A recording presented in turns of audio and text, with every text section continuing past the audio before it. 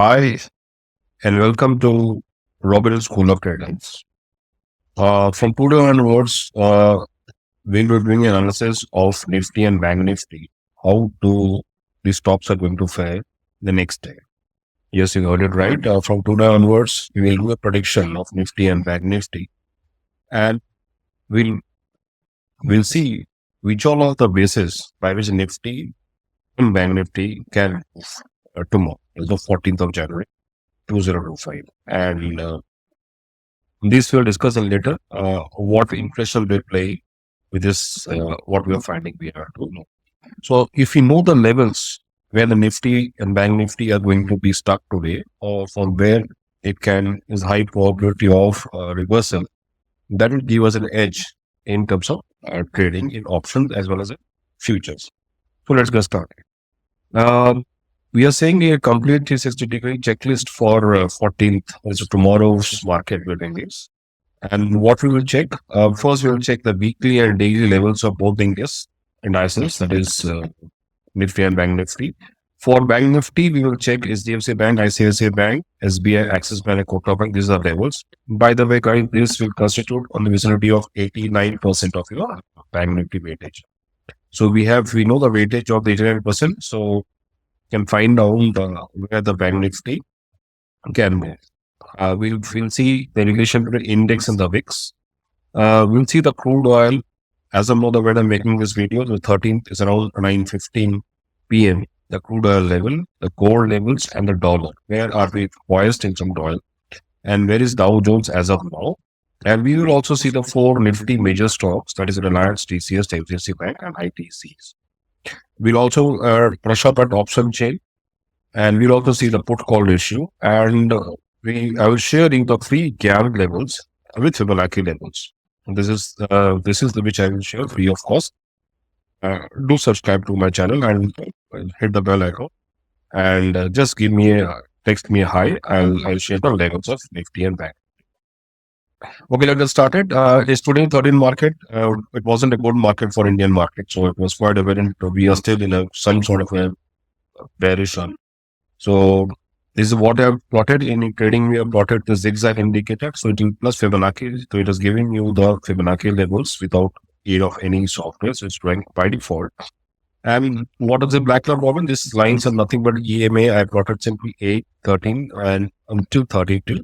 The 88, 13, 21, 34 and 21, 30, 55. So it's quite evident that we are still where the gap is very high between 8 on the EM 8 and right now where we stand, where we are poised at. So now if we look at a bigger picture of Nifty, we go to weekly time frame. It's quite scary. If we are not able to get hold today and make a bounce back to this level, is to 600, then we are poised to the next level of 2400. I'm not caring you. These are the levels which are coming. That is what also is reflecting in our option chain. Get deep in.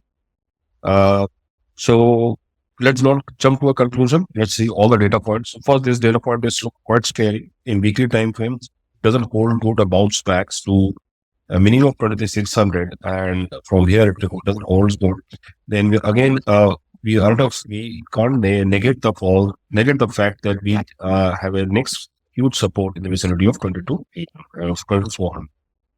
So that's the level which is coming in weekly time frame, and daily time frame, yes, same. So very thin support in the vicinity of 22,829. If it holds good, great. Else we are again poised for a downfall till 22,400. Let's see what is Bank Nifty saying.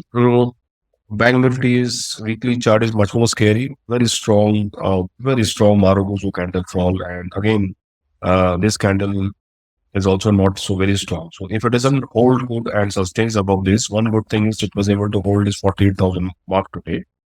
And if it's not able to hold closing above 49, at least a 49,000 level, then we can't negate the fact that we are still in some sort of down. Even if it fizzles down, the very strong support of Bank Nifty fizzles down, we have a strong support in the vicinity of 47,000. This is how the zigzag indicator and as well as your EMAs are setting. So this is all the weekly time frame. Now if we go to daily time frame, We just got a closing, absolute near closing in the vicinity, just below 4048, which is below of Fibonacci number, which is below Fibonacci number. But again, I'm saying this, it almost saying the same thing. If we don't get a strong pullback tomorrow, then we can't negate the fact that we are heading towards 47K. So both the data points and indices are saying that we are not in there. Recovery will not come so fast as we're expecting. Okay, let's see. Now, before jumping to a conclusion, why I'm saying this, if you just see these four indices, that is HDFC Bank, ICICI-Bank, State Bank, Kotak Bank, and ICICI-Bank. We just follow these five banks. The weightage is 20. If we add this, it will come in the vicinity of almost 80 to 89%. And this has been updated on 13th of Jan. This is a little bit free of cost in there. Okay, weekly time frame, if you see HDFC Bank, it has a very, very strong support in the vicinity of 1630. If it is fizzles, again, if it's able to hold, it needs to bounce back, have it closing above this, then we are headed towards minimum 1684. And something goes wrong, then one can negate the fact that we have a very strong support in the vicinity of 1560. As this EMS are very, very fast, so this EMS will not be acting as some sort of, this is right now will be acting as a resistance. So this is how it looks. HDFC Bank doesn't look good at all. And plus the commentary which has come from management is also adding an asset, adding catalyst to the fall. They have stated that the CASA is going to fall in next quarter also. That's a very bad sign. Okay. Same with ICICI Bank. These two are the giant. ICICI Bank again is quite a bit form of Fibonacci levels. By the way, friends, these levels which I have drawn is by default by the drawn by the system. So that errors that improves our data prediction. Rather, we can say the human error is zero in this indicator. The closing has not so good. We were expecting a closing somewhere between the 1232. So it's just below that closing. So again, same, it needs to close above 1240 and then it should move ahead upward. Then only we can see some sort of reversal. Else, the data doesn't look. We have a very strong support in the vicinity of 12. So one have to wait tomorrow. But data points which are coming are not so encouraging for Nifty Bank-Nifty to bounce back or give a hand as of now. Till then, what we are studying. State Bank of India, again, a very strong fall right from it's all very strong. 880 is coming at 829. Very strong support in the vicinity of 714. If it fizzles, then we have a strong support in the vicinity of 680. So one can't negate the fact that if it doesn't bounce and respect this level of 730 and moves upward, then we also can expect SBI to hold somewhere in the vicinity of 680 and 6. As of now, the stocks which are studied in Nifty and Bank-Nifty are not encouraging at all. Okay, let us say Axis Bank. Axis Bank somehow was able to sustain. It was holding the Bank-Nifty today. It has somehow given us some sort of inverted hammer, though the wick is not so high. So this is will not down this inverted hammer. But again, tomorrow's candle, if it sustains above this, so we can sim some sort of morning star doji kind of pattern will be formed if it is able to hold. So today is only the fall which was Bank-Nifty was muted because of Axis Bank, which is able to hold. So all the five banks which you have seen, data are not encouraging as barring Axis. Now, if you see in four big stocks, which is Reliance, this is what, Robin? This is nothing but the EMA I plotted, EMA 13 and 34. EMA 13 and 34, just to see how Nifty should be faring. So again, we can see we need a closing about 1560 for Reliance to Nifty to bounce back. This is not a good sign. Today's bigger fall was holded by IT sector and led by RTC. So TCS is absolutely a great move. So it is closed above this very high of 13. So only the TCS looks good as of now in charts. If you look at SDFC Bank, again, doesn't look great at all. Or ITSA. Actually, we should have taken Bharti Airtel, but Bharti Airtel weightage. By the way, guys, this Reliance has a weightage of 9.8%. TCS is almost 9%. HDFC is 6.8%, ITC is in 3.5. So we should have taken Bharti Airtel. But this sectors per se has strong weightage. FMCG sector per se has a strong weightage, hence I've taken ITC instead of Bharti Airtel. So all the charts are not looking good except the TCS because they're enjoying the dollar brand, which we'll discuss later on. Uh, crude oil, guys. Now, what I've tried to do, I tried to find a correlation between Nifty and number one is crude oil. Number one, I tried to find some sort of correlation which will be on day and day out basis. This will come down. Then I've tried to find something a correlation between gold, Nifty, and again I've tried to find out some correlation between Nifty and dollar, rupees. So generally, these threes are inversely proportional. Historically, they are inversely proportional, but there is no thumb rule that they will be mostly inversely proportional. Because most of the time, which you have seen, if oil rises, gold rises, rupee prices rises compared to dollar, then the index goes down. So let's see, if you simply make a 2 by 2 quadrant, then you can find out how they are correlated. Nifty, we wanted to find a correlation between Nifty and works great on, if you do a simple charting, you find out. We want to find a correlation between Nifty, crude oil, gold, and dollar. Indian rupees, the power of Indian rupees.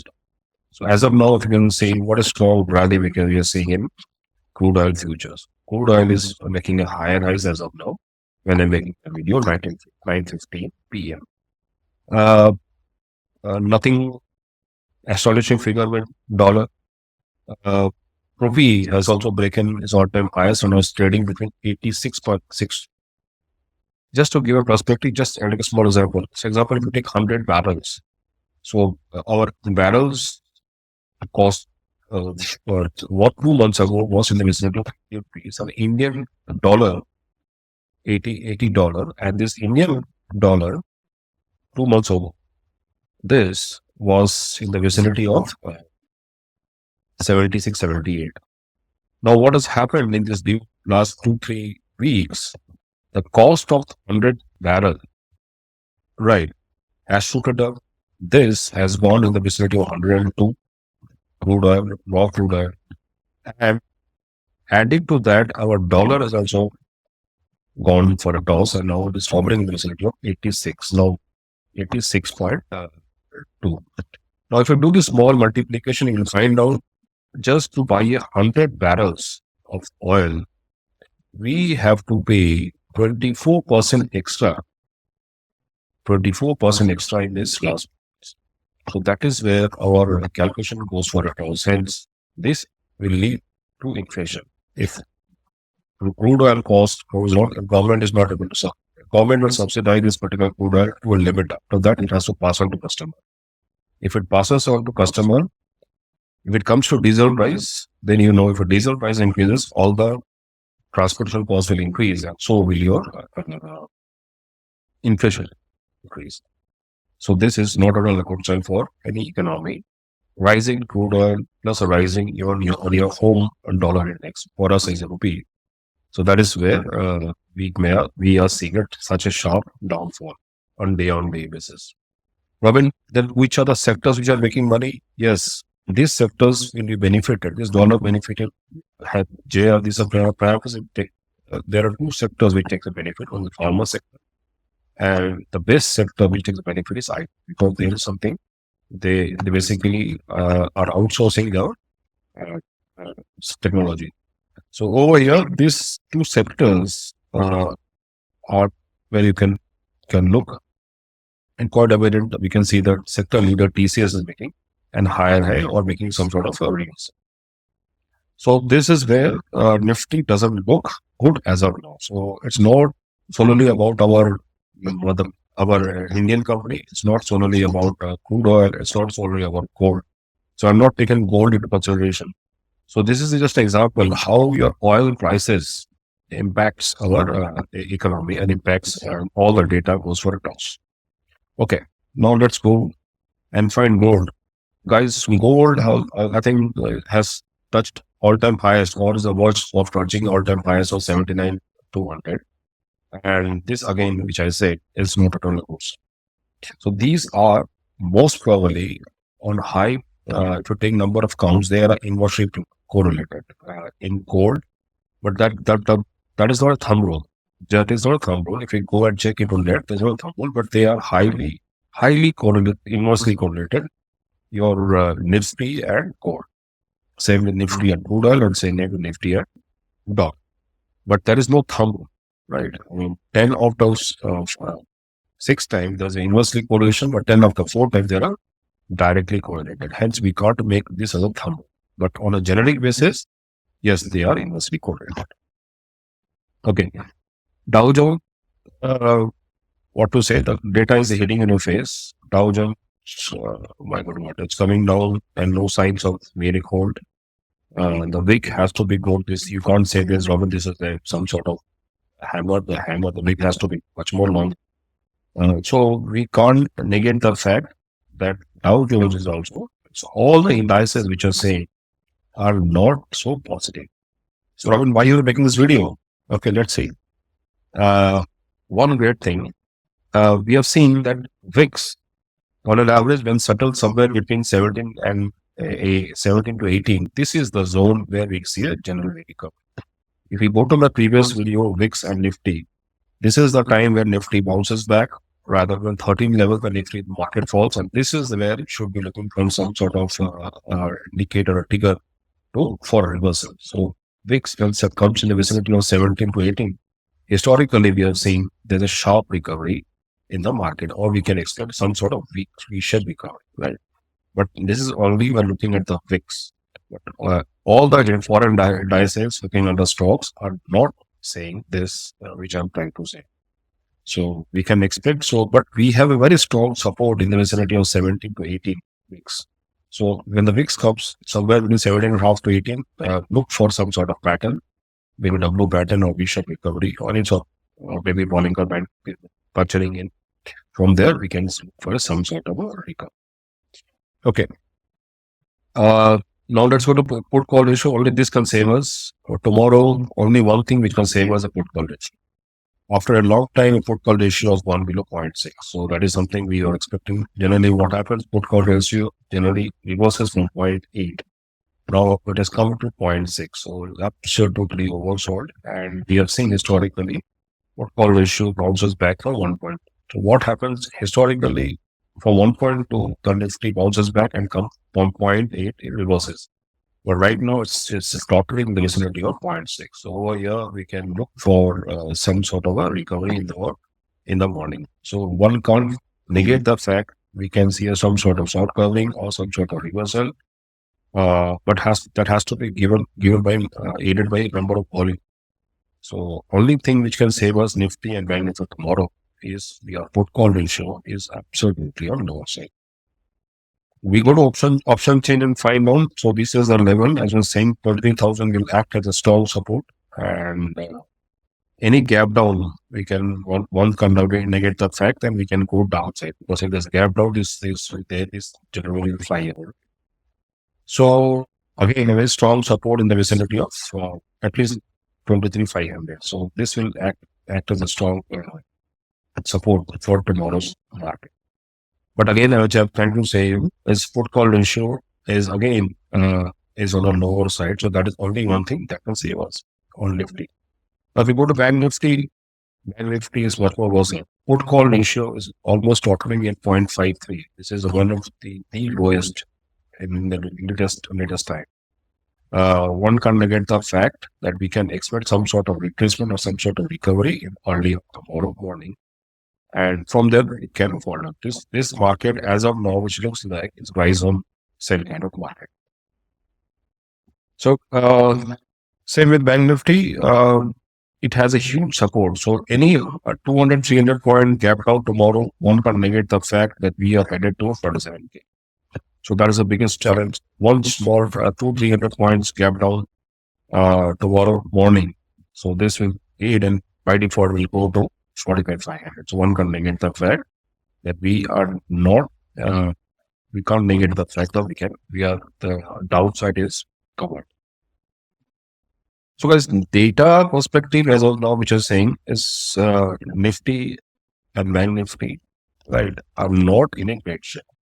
But why I'm making this video, which I will do on a daily basis, if you track down this level, which you will get free of cost in your software or trading view, you can use the level, use the information with aid of indicator and make. And for those which I have, sorry, and for those who have, I'll be sharing my Gann square of level, wherein I've plotted all the this. I'll be sharing free of cost to the guys who be joining me in my free of cost WhatsApp group.